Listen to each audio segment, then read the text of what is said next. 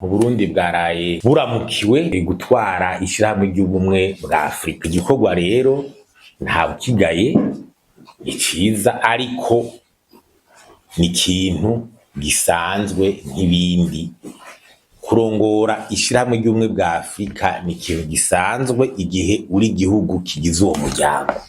Kuko kurongora umuryango umwe bwa Afrika ni ugukurakuranwa ku gihugu, bayita presidence tournante. Igihugu kiraramukirwa.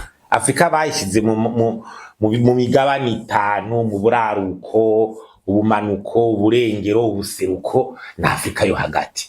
Igihugu rero kimwe kiraramukirwa muri iyo migabane.